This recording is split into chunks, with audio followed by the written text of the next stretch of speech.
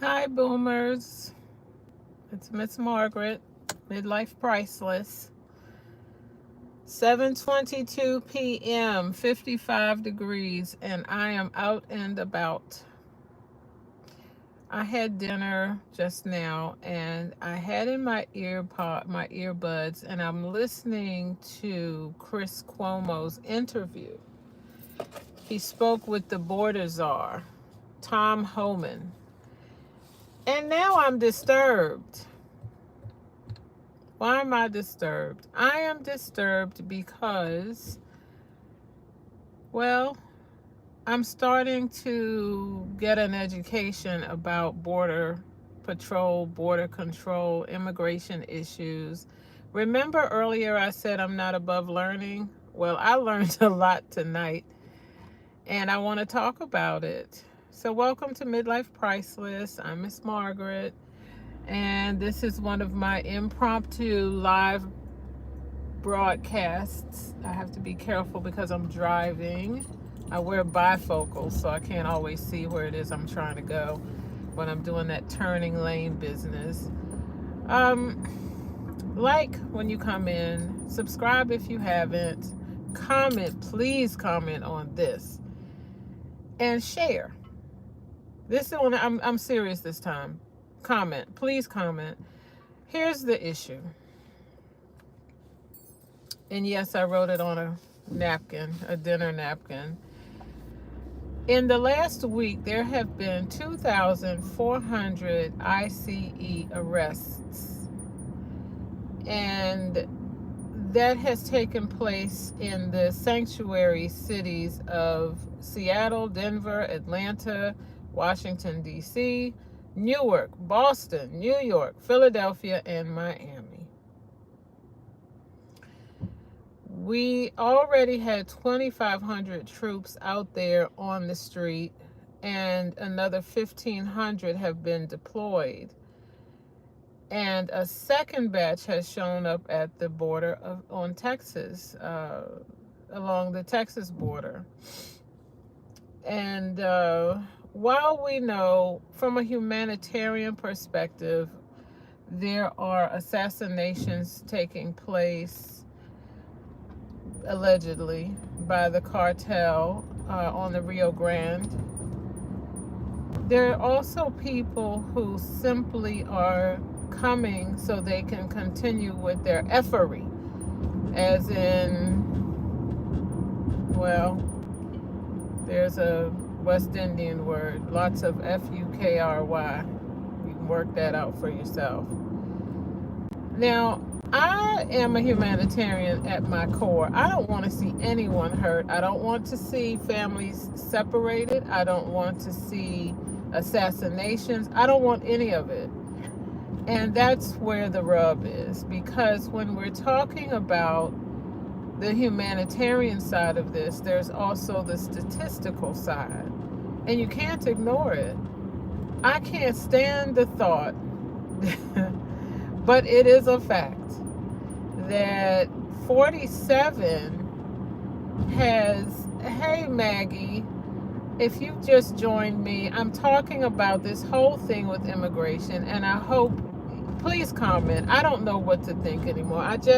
There's a part of me that doesn't want to see, of course, anybody hurt, but then there's the other side that understands the difference. Under Biden, allegedly, reportedly, I shouldn't say allegedly, but reportedly, there were 12,000 border crossings in a day, every day. And since this new initiative by 47, we're now down to 665. I just don't know that our public services can bear the weight of 12,000 a day. Well, who's left in all these countries if they're all coming here? And please don't get me wrong. I have friends from all over the world. I've been not an immigrant as in fleeing something, but an immigrant as in going to work, going to serve communities, going to volunteer. I've done it all.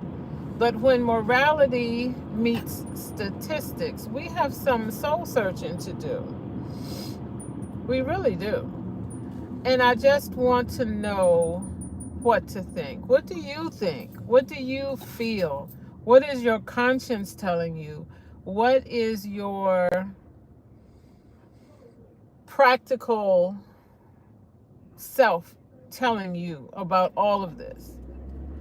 Because at the end of the day, nobody wants to live next to someone who is criminally inclined. I won't even say some of the crimes these people have committed that they have arrested and deported.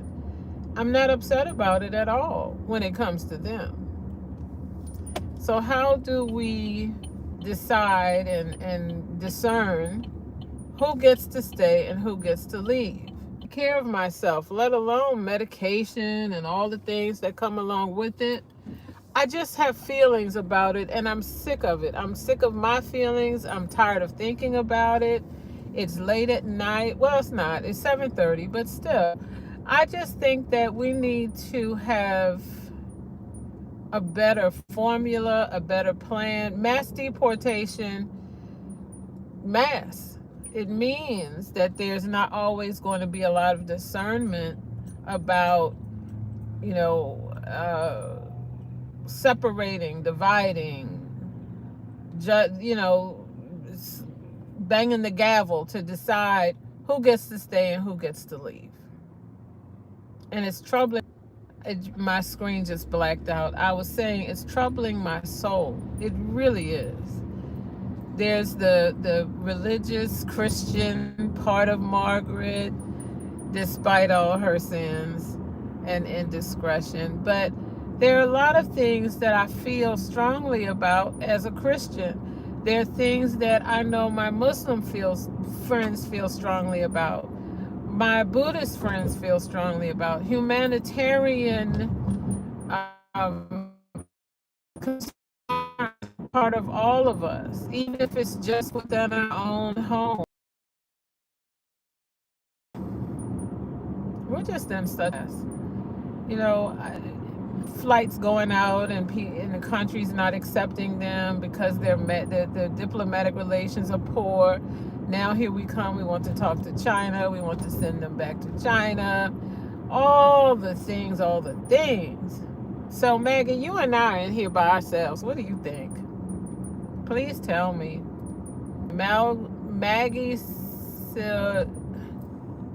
Sevilla Baptista. I like your name. Nice name. What do we do? And another thing that came up with Chris Cuomo's commentary on News Nation tonight, I believe it was tonight or it was maybe a couple of nights ago, but he made a good point. He said, or maybe it was the Borders Hour, nobody wants to live in a state of distress, whether you're here legally or illegally. It's just too much. And here's the other thing I did not know. In the sanctuary cities, if they have arrested someone with a criminal background and there's a warrant out for this person's arrest, instead of allowing ICE to collect them from the jail, they are releasing them back into the...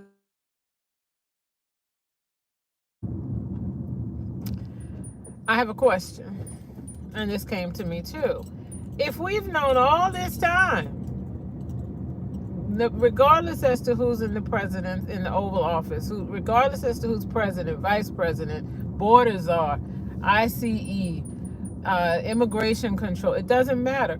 If we have known all this time who these people are, to the extent that we can go to their home, ring the doorbell and know who's behind the door, why now? Why have we allowed this to go on for such a long time? I mean, honestly, I just don't understand. Maybe I'm just, dense. I don't think so, but it has really annoyed me. But I was just sitting there while I was having dinner, and I'm thinking to myself, Margaret, when are you going to let go of this politics business? Because that's not what my channel is about. When are we going to get back? When are we going to get to the good part? If you know anything about go-go music, you know who that is. I I want to get back to the good part. I do. I want to go back to having fun, laughing, and just having a good time. Not necessarily all the time, but a lot of the time. Can I have that in peace? I'm almost back to the place where I'm staying. I Good night. I know a lot of you are busy. You're getting ready for tomorrow. It's Sunday night, and here comes Miss Margaret calling you with all this, dumping her thoughts out on your YouTube channel, on these YouTube streets, on your YouTube feed, I should have said.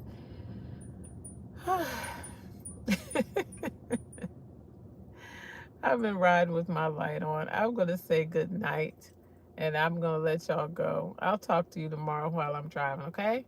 Night, night. There's a car coming. Let me get out of the way. Ah.